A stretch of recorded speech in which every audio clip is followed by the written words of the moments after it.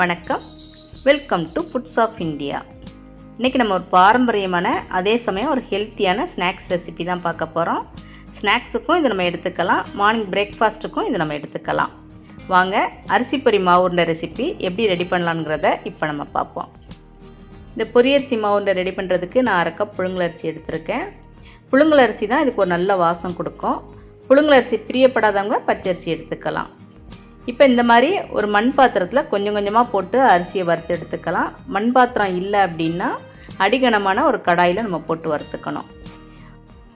அடுப்பை நம்ம மீடியம் ஃப்ளேமில் வச்சு அரிசியை நம்ம கொஞ்சம் கொஞ்சமாக போட்டு இந்த மாதிரி மண் பாத்திரம் அப்படி இல்லைன்னா அடிகனமான பாத்திரத்தில் போட்டு நம்ம பொரித்து எடுத்தோம்னா தான் அரிசி நல்லா பொரிஞ்சு வரும். அப்படி இல்லை அப்படின்னா அரிசி கலர் மாறி இருக்கும், ஆனால் நல்லா பொரிஞ்சு வராது. அரிசி இன்னும் கொஞ்சம் பொரியணும், அதனால் இன்னும் கொஞ்சம் நேரம் நம்ம நல்லா வறுத்து எடுத்துப்போம். இப்போ நல்லா வறுத்தாச்சு. இப்போ அரிசியை பார்த்தாலே நம்மளுக்கு தெரியும், நல்லா பொரிஞ்சு இந்த மாதிரி இருக்கணும். இதுதான் கரெக்டான பதம். வறுத்த பொரியை நம்ம ஒரு தட்டில் போட்டு நல்லா ஆற விட்டுறலாம். மீதம் இருக்க அரிசியையும் இதே மாதிரி நம்ம கொஞ்சம் கொஞ்சமாக போட்டு பொரித்து எடுத்துப்போம். இந்த அரிசியை நம்ம கொஞ்சம் கொஞ்சமாக போட்டு பொரித்து எடுக்கணும். அதனால் இந்த அரிசியை பொரிக்கிறதுக்கு நம்மளுக்கு கொஞ்சம் பொறுமை தேவைப்படும். அரிசியெல்லாம் வறுத்தாச்சு. இப்போ நம்ம அதை ஆற விட்டுருவோம்.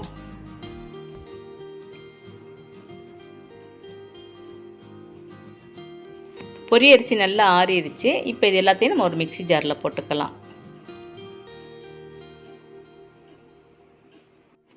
இப்போ இது கூட வாசத்துக்கு 4லேருந்து 5 ஏலக்காய் போட்டுப்போம்.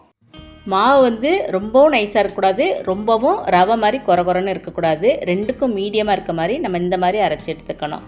இப்போ அரைச்சி வச்சதை நம்ம ஒரு ஏர்டைட் பாக்ஸில் ஸ்டோர் பண்ணி வச்சோம்னா 3 மாதத்துலேருந்து 6 மாதம் வரைக்கும் மாவு கெடாமல் இருக்கும்.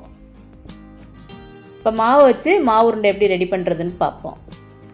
இப்போ ஒரு பவுலில் நான் 4 டேபிள் ஸ்பூன் அளவுக்கு அரைச்சி வச்ச மாவு போட்டுக்கிறேன். இது கூட 2 டேபிள் ஸ்பூன் அளவுக்கு தேங்காய் துருவல் போட்டுக்கலாம். 4 டேபிள் ஸ்பூன் மாவுக்கு 2 டேபிள் ஸ்பூன் நாட்டு சர்க்கரை போட்டுக்கலாம். நாட்டு சர்க்கரையும் போட்டுக்கலாம், விருப்பப்பட்டால் ஜீனி போட்டுக்கலாம், அப்படி இல்லைன்னா வெல்லத்தை பாகு காய்ச்சியும் நம்ம ஊற்றிக்கலாம்.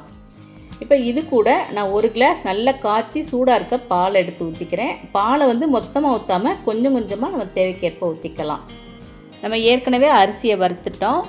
அதே மாதிரி மாவில் சூடான பால் ஊற்றுறதுனால இந்த மாவு தனியாக அடுப்பில் வச்சு கிளறுங்கிற தேவை கிடையாது. இதுலேயே இந்த மாவு நல்லா வெந்துடும். இந்த உருண்டை ரெடி பண்ணுறதுக்கு இந்த மாதிரி மொத்தமாக பால் ஊற்றியும் நம்ம ரெடி பண்ணிக்கலாம். அப்படி இல்லை அப்படின்னா பாதி பால் பாதி சுடுதண்ணி ஊற்றியும் நம்ம இந்த உருண்டையை ரெடி பண்ணிக்கலாம். அது நம்மளோட சாய்ஸ் தான். பால் சேர்த்து பிசைறதுனால இந்த மாவு நல்ல வாசமாக இருக்கும்.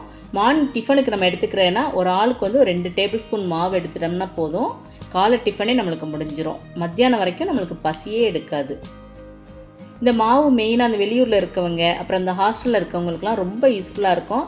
நான் ஹாஸ்டலில் படிக்கும்போது எங்கள் அம்மா எனக்கு இந்த மாவு தான் கொடுத்து விடுவாங்க. நான் என்னோடய பொண்ணுங்க ஹாஸ்டலில் படிக்கும்போது நான் இந்த மாவு தான் அரைச்சி கொடுத்து விடுவேன். ஹாஸ்டலில் பசிச்சதுன்னா நம்ம நினச்ச நேரம் சாப்பிட முடியாது. அந்த மாதிரி டைம் நம்மளுக்கு கை கொடுக்குறதே இந்த மாதிரி பொரியரிசி மாவு உருண்டை தான். அடுத்து நம்ம பால் சேர்க்காமல் இந்த மாவு உருண்டை எப்படி ரெடி பண்ணலான்னு பார்ப்போம். ஒரு பவுலில் 4 டேபிள் ஸ்பூன் மாவு போட்டுக்கலாம். இது கூட 2 டேபிள் ஸ்பூன் நாட்டு சர்க்கரை போட்டுக்கலாம். 2 டேபிள் ஸ்பூன் தேங்காய் துருவல் போட்டுப்போம். இப்போ இது கூட நல்லா கொதிக்க வச்ச தண்ணியை இதில் ஊற்றிக்கணும். அதுவும் நம்ம கொஞ்சம் கொஞ்சமாக ஊற்றி தான் பிசைஞ்சு எடுத்துக்கணும். இதை உருண்டையாகவும் உருட்டி சாப்பிட்டுக்கலாம். நம்ம குழந்தைங்களுக்கெலாம் கொடுக்கணும் அப்படின்னா கொஞ்சம் இலகுன மாதிரி இருக்க மாதிரி கொடுக்கணும். அப்போ தான் உங்களுக்கு சாப்பிட்றதுக்கு ஈஸியாக இருக்கும். ரொம்ப சிம்பிளாக அதே சமயம் ரொம்ப ஹெல்த்தியான அரிசி பொரி மாவு உருண்டை இப்போ ரெடியாக இருக்குது. இது நம்ம எல்லாருமே நம்மளோட சின்ன வயசில் சாப்பிட்ருந்துருப்போம், நம்ம வீட்டில் சாப்பிட்ருப்போம், அப்படி இல்லைன்னா நம்ம தாத்தா பாட்டி வீட்டில் சாப்பிட்ருப்போம். இந்த லாக்டவுன் பீரியடில் இந்த மாவு உருண்டை நம்மளுக்கு ரொம்ப யூஸ்ஃபுல்லாக இருக்கும். இது கூட நம்ம பால் கலந்து கொடுத்தோம்னா குழந்தைங்க ரொம்ப விரும்பி இன்ட்ரெஸ்ட்டாக சாப்பிடுவாங்க. நீங்களும் அந்த அரிசி பொரி மாவு உருண்டை ட்ரை பண்ணி பாருங்கள். இந்த வீடியோ உங்களுக்கு பிடிச்சிருந்தா லைக் பண்ணுங்கள், ஷேர் பண்ணுங்கள். மறக்காமல் ஃபுட்ஸ் ஆஃப் இந்தியா சேனலை சப்ஸ்கிரைப் பண்ணுங்கள். Thanks for watching.